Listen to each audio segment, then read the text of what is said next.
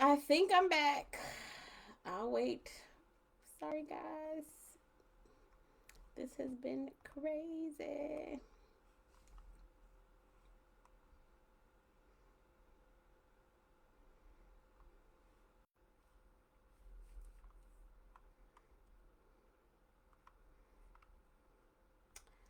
I am back. I am back. I am back.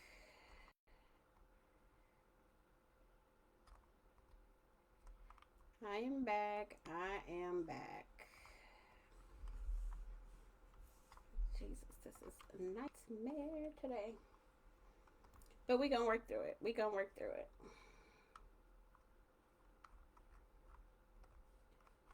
We are going to work through it.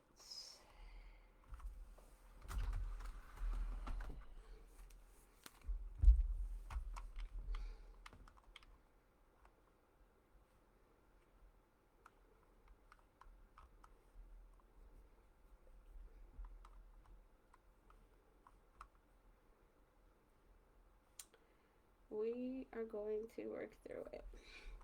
Let me know if you can hear me, see me. I switched over to my computer. My phone just, somebody called, kicked me off live, so we're not using my phone. But we are trying this. Let me know if you can hear me and see me. Okay. Woo! This was gonna be a good live because everything is happening this evening to not get me on here. If you are here, drop a one in the comments to let me know that you can hear me. But I'm going to go ahead and get started because I am late already. Okay.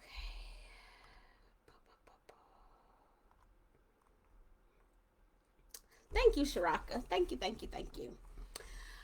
All right. I was live once, so I'm going to wait just a few seconds to let the people who are on the live the first time join me again. It's crazy. Crazy, crazy. Technology has not been my friend this evening. Technology's been fine all day until about 30 minutes before I went live. My internet kept going in and out. Then the streaming service that I was going to use to go live on both Facebook and YouTube said it was experiencing something. So I was trying to figure out how to do two screens. That's not my ministry. So here we are. And I am going to start. Dun, dun, dun.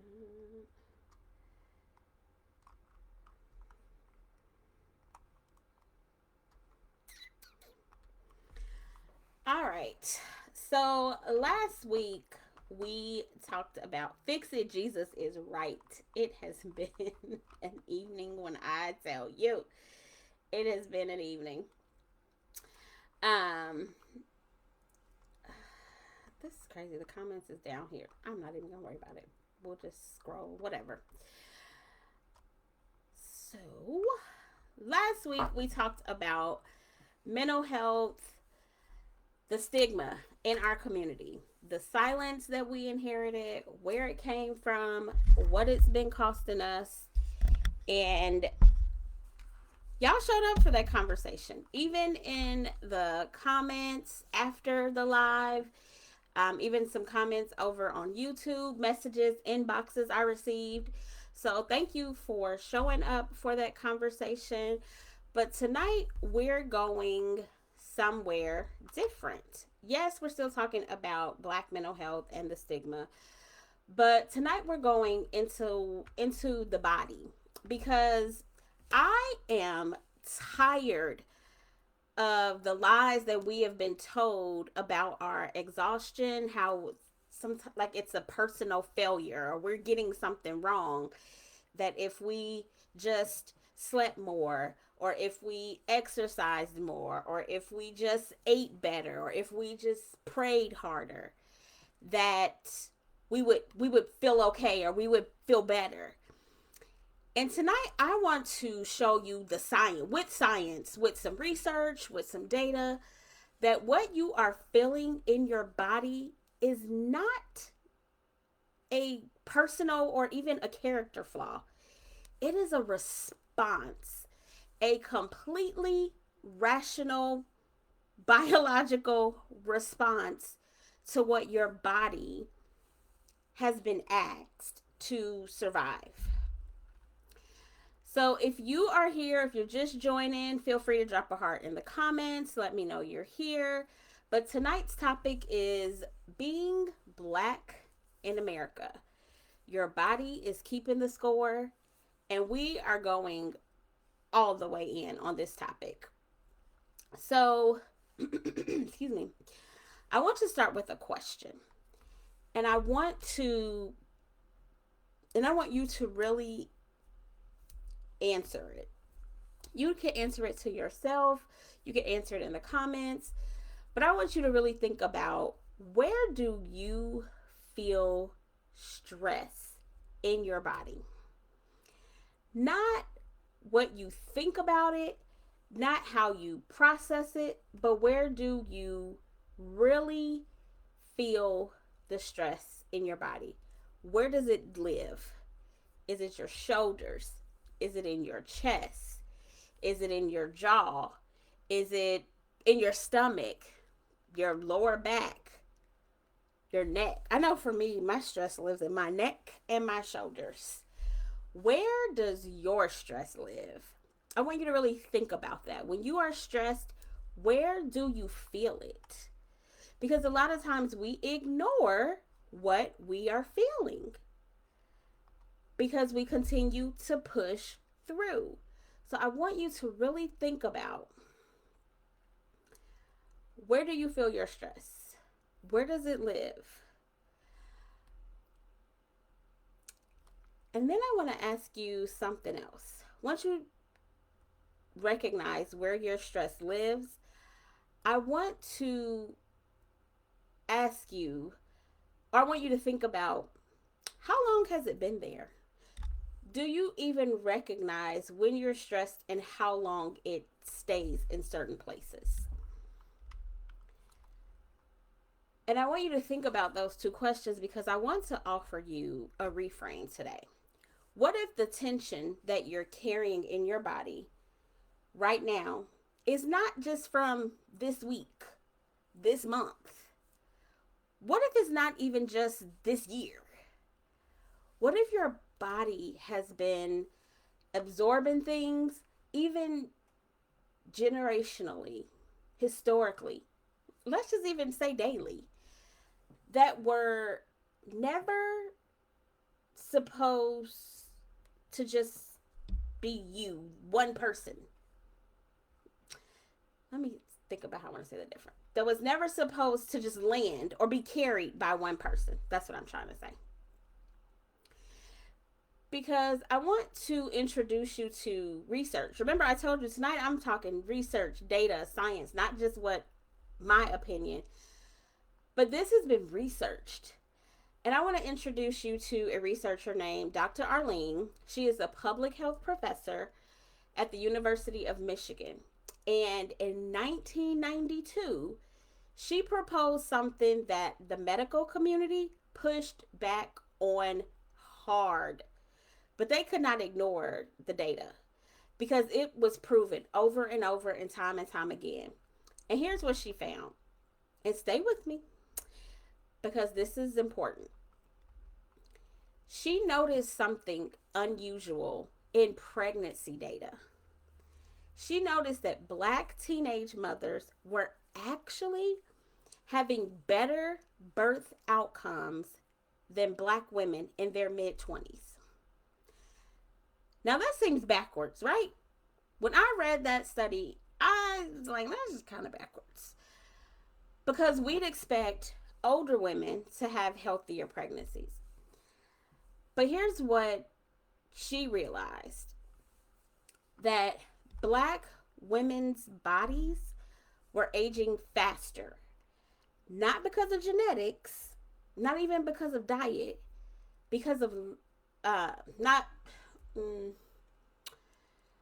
because of the burden of living in America as a Black woman. And she described it this way, Chronic stress literally weathers the body like an unprotected house being battered by relentless thunder and rainstorms. Systemic racism erodes the body over time. It deteriorates the heart, the nervous system, the arteries, and even at a cellular level. Think about that. The stress of being black in America. And we're thinking about discrimination, marginalization, hypervigilance, the daily navigation that we have to do of a system that was not built for us. That is showing up in our DNA. So it's not that we're just aging. What Dr. Arline called it was weathering. And here's what got me when I read this research. She found that this happens regardless of income, education, or even access to resources. Didn't matter whether you had a college education, whether you were in corporate America, in the C-suite, but just because you were black, that aging is accelerated because the stressor is not simply poverty alone. The stressor is racism, systemic racism. The stressor is being black in America. Drop a heart in the comment if that hits you somewhere. Just to hear that being black in America is causing you to age faster. Now, we don't look like it. We don't look like it because we got melanin. The melanin is popping and all the things, and black don't crack and all of that. But internally, we are aging. And I want to bring in another research study because I really was digging to really understand why. Another researcher, Dr. William Smith, he's a professor, University of Utah, in 2003, he coined a term and he called it the racial battle fatigue. He defines it as, and I want to read it. I'm going to read it again. I'm going to read what he says because language matters. So I want to read exactly from the study. He says the cumulative result of a natural race-related stress response to distressing mental and emotional conditions that emerge from constantly facing racially dismissive, demeaning, insensitive, and hostile racial environments. So in other words, Dr. Smith says racism is coded in the body as violence. So your nervous system does not distinguish between a physical threat and a racial one. Think about that. When you're followed in the store.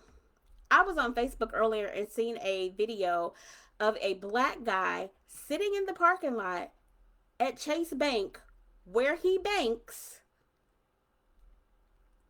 and they called the police on him because he was sitting in the parking lot waiting for the bank to open. They were afraid that he was going to rob the bank. The last time I checked, people that rob the bank don't sit in their car and wait for the bank to open. They just don't. This man is sitting in a Tesla and the police pulls up and the police says, "What are you doing?" And he's like, "I'm waiting for the bank to open." They open at 9:00. The police starts drilling him. "What do you do?"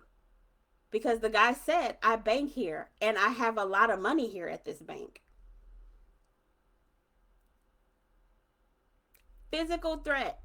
His body recognized that as a physical threat and a racial one. And even think about, this guy is probably thinking, will this escalate? Will I even make it home safe? Physical threat. His body, his nervous system. So think about it. When you followed around the store, when you're the only black person in the room and you feel it, when when we watch another black person be killed and we have video and people share the video, when you have to navigate a workplace that makes you feel like you don't even belong there, your body responds the same way it would as if you were in physical danger. That fight, flight, or freeze response. And the symptoms of racial battle fatigue is the coin that Dr. Smith is a term that Dr. Smith coined. He said it's not just emotional. The research documents physical symptoms. And when I say your body keeping the score, high blood pressure, headaches, insomnia, muscle tension, digestive issues, exhaustion.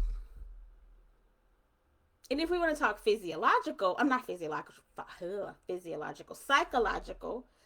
anxiety, frustration, anger, hopelessness, hypervigilance, depression. Any of that sound familiar? Here's the part I really want you to hear. That Dr. Smith calls racial why can't I talk tonight? Racial battle fatigue, a systemic racism related repetitive stress injury. Repetitive, meaning it happens over and over, daily, weekly, monthly, a lifetime. So it's not that we're sensitive to it. He called it an injury, a stress injury. And when you have an injury, you need care, right? You don't need to just push through. You don't need to just be strong. You don't need to just be more resilient. And even if we're going to get more specific to how this is happening right now, because this is not just abstract. This is not just even history. It's happening right now. Think of how it's happening to Black women in the workforce. And maybe if you're watching this, it happens to you, somebody you know. It is living and nobody in your body, and nobody is naming it for what it actually is. Think back January 2025. Black women lost over 113,000 jobs. 113,000 jobs gone. This has been happening since January 2025. 1 year gone. Between February and March, 266,000 Black women lost jobs. Let's talk about the dismantling of DEI. On his first day in office, y'all's president signed executive orders eliminating DEI programs. Companies that made commitments to racial equity after 2020 happened went quiet. Who held those DEI roles? Most of them, Black women. Jobs eliminated. The agencies that were targeted, that were hit the hardest by federal cuts, guess who were in those agencies? Black women. The Department of Education alone, Black women made up more than a quarter of the workforce. Jobs gone. Listen to this statistic. Black women were 33% of federal layoffs, while being only 12% of the federal workforce. Make that math make sense. And name what that does to your body.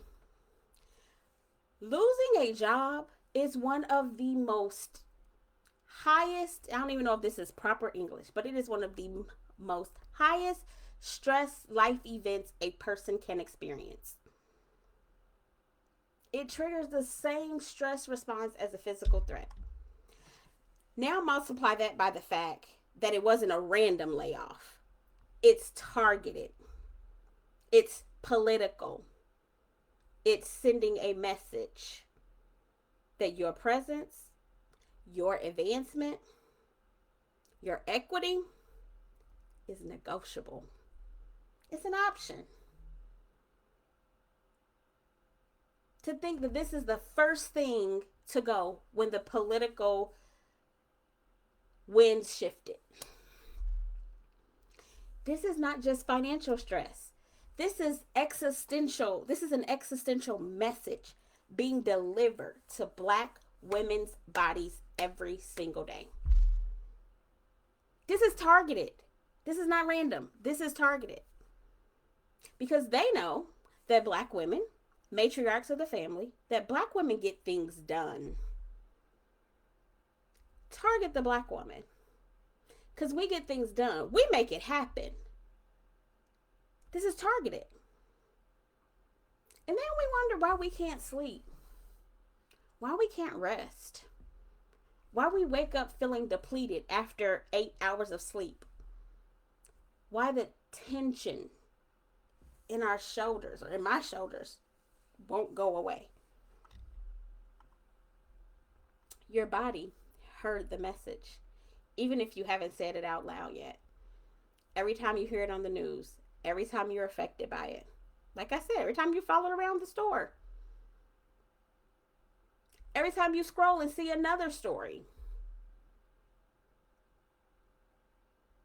I want you to think, has this affected you personally? Has DEI being dismantled affected you personally? Someone you know, a job, a role, a program. Is there a workplace? Do you not feel safe in your workplace anymore?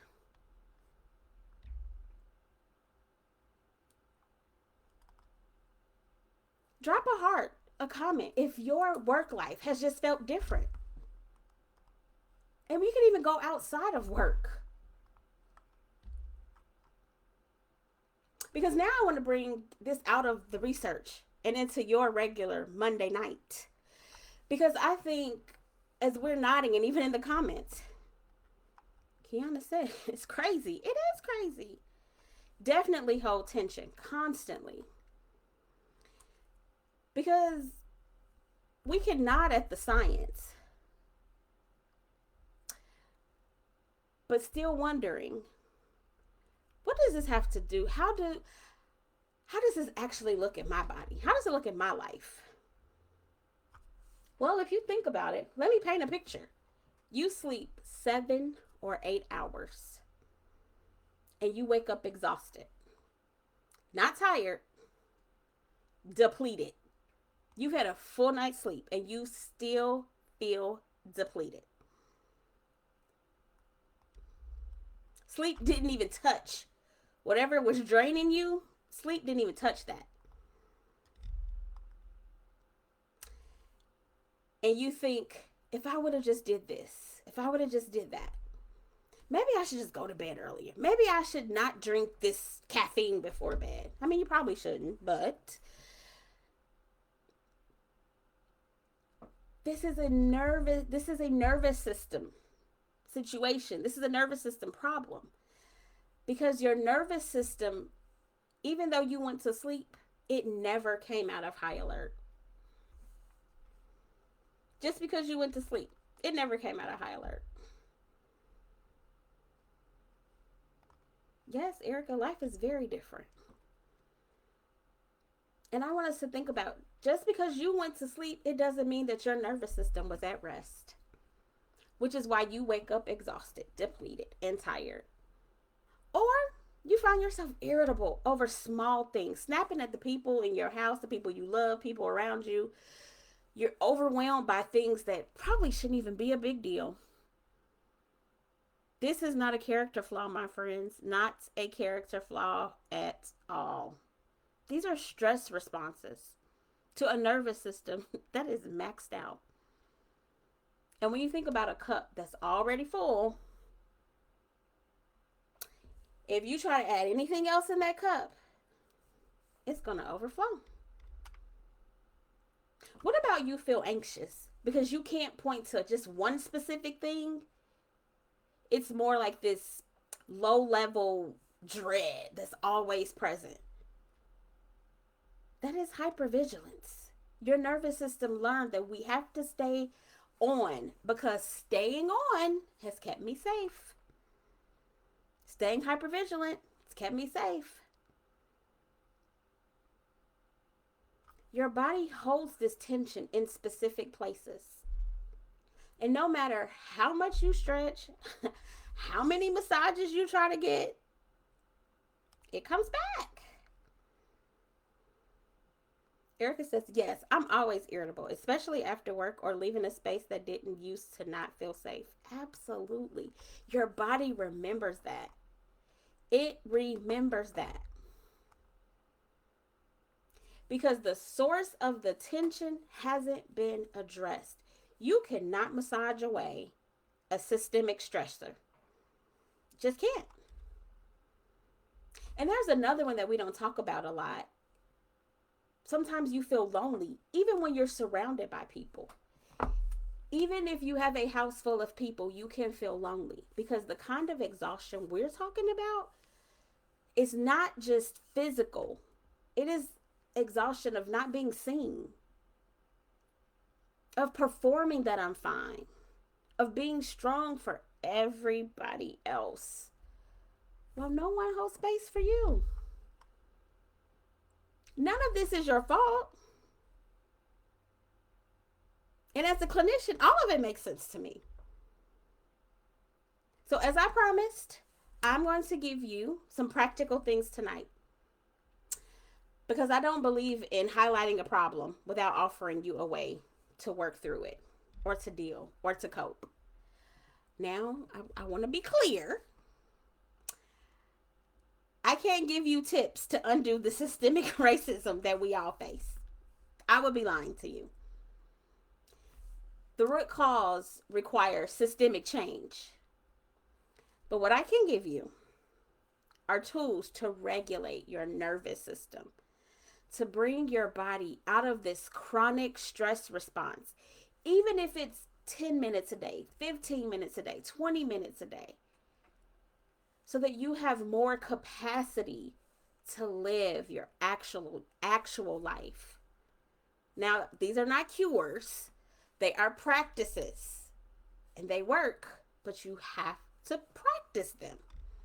The first tool is so simple. Name what you're carrying. Name it to tame it. That was coined by a doctor out of UCLA. I can't remember the doctor's name. And it's neuroscience behind this. When you put language to an emotion or a stressor, you activate the prefrontal cortex. I'm going into my psychology bag. You activate the prefrontal cortex. That's your thinking brain.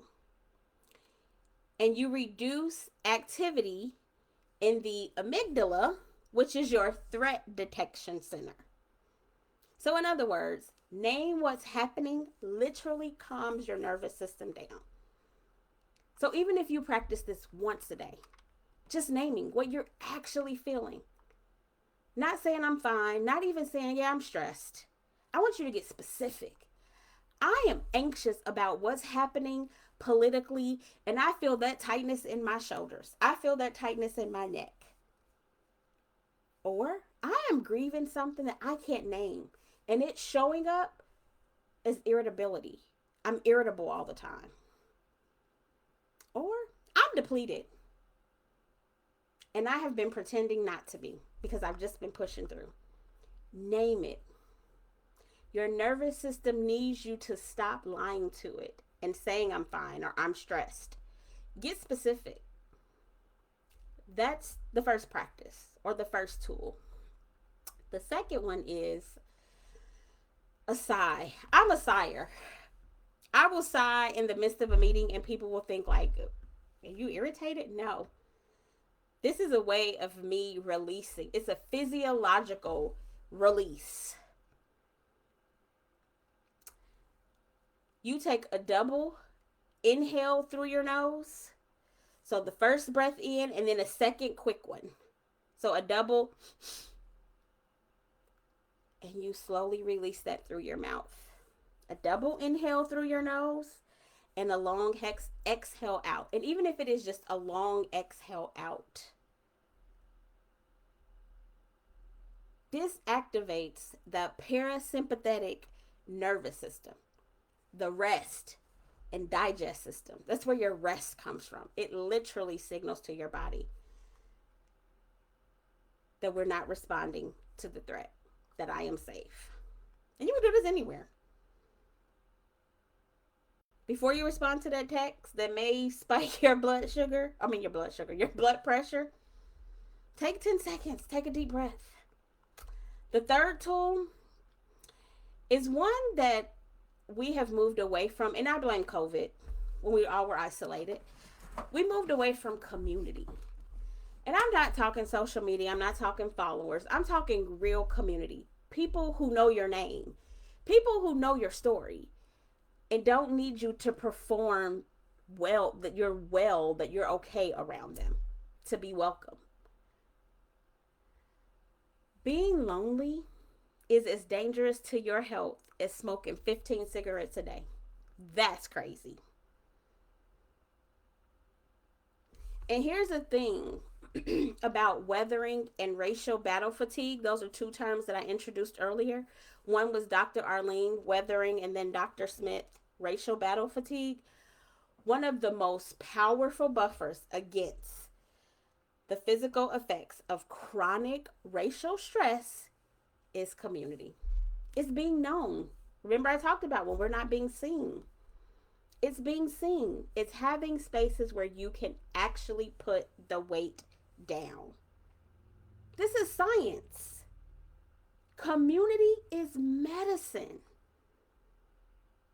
So number 3 is community, where people know you, know your name, know your story.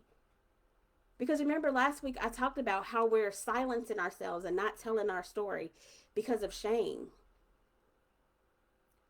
We need to be seen. Community is medicine. Because I guarantee once you share your story, somebody can identify with your story and say, me too. I live with that. I deal with that. I struggle with that. That's why community is medicine. Because it helps us to normalize the things that we think, oh, I'm just the only one going through this. I'm just the only one that think like this. You're not. The fourth and final tool is move your body. This is the secret. That's what I want to say. The secret to unlocking the stress cycle that we find ourselves in. Stress is a cycle. It has a beginning, it has a middle, and an end sometimes. But most of us only address the stressor. We deal with the thing that's causing the stress, and we don't complete the cycle. Your body needs physical movement to signal the threat is over and the cycle is complete. 20 to 30 minutes of some physical activity, walking, dancing, stretching, anything that moves your body, literally tells your nervous system, we're safe. The stress is done. Even in that moment, it may not be done completely, but you have to move your body. This is why after you have a hard cry, you feel some sense of relief, or after a workout, because your body has completed that cycle. So the practice is whatever is stressing you after you deal with it, move your body. After you've named it, move your body. Even a 20-minute walk, especially on the hard days. And if I'm going to be honest, in the days I want to do nothing. Those days I want some comfort food, maybe a margarita, and I just want to sit and chill. But those are the days that you really need to move your body. Your nervous system needs you to move your body. And I want to close with Dr. Arline, the same doctor that I talked about earlier. She spent 40 years fighting to have the medical community acknowledge that the stress of racism ages our Black bodies. She faced pushback. She was told she was wrong. She kept going. Because one thing she told them is the data don't lie. Your body doesn't lie. What are you feeling right now? Is it exhaustion? Is it tension? Is it anxiety? Depletion? None of that is you being weak. None of that. This is your body doing exactly what a body does when it's been asked to take hit after hit too much for too long. Remember the term, you're weathered. Weathering. And weathered things can be restored. But restoration requires something our community was never taught. It requires you to believe that you are worth caring for, that your body matters, that your nervous system does not have to be in high alert all the time. It requires community. It requires spaces where you don't have to hold it together, where you don't have to pretend that you are okay. And that is what we're building inside the Harmony Collective. That's what it's for. And that's what May 28th is all about. So before I end this live, I want to tell you what's happening next. Next Monday, I'll be right back here, prayerfully without all the technology issues. But it's going to be my third and final Mental Health Monday live. And we're going into what happens when we do not address our pain. Because we've talked about the cost of our silence to our bodies, to our relationships, to our children. So come back next Monday, 7:30, where we are talking about what happens when we don't address this pain. And then on May 28th, a Thursday night, we're having a 2-hour virtual sisterhood circle. The name of this event is We Got You, Sis. It is an evening we've been talking about all month. The stigma, the body, the cost of silence. May 28th is where we're actually going to do something about it in real time, in a virtual space together. We're going to breathe together. We're going to name what we've been holding. We're going to learn some tools, and we're going to be in community with women who get it. Randy, oh my gosh, why is Randy's last name escaping me? She is the founder of Naima Naturals. She is going to kick us off with some breathing, some stretching, and there's something else she's going to be doing with us. She's kicking that event off for us so that we can really settle into our bodies, so that we can put these things that we've been carrying down, even if it's just for 15 minutes. The goal is to give yourself 2 hours that night where you can take your nervous system off high alert for 2 hours. If I am not mistaken, there's 168 hours in a week. You can give yourself 2 hours. And here's the offer. I want to be clear about this because it's only available this month.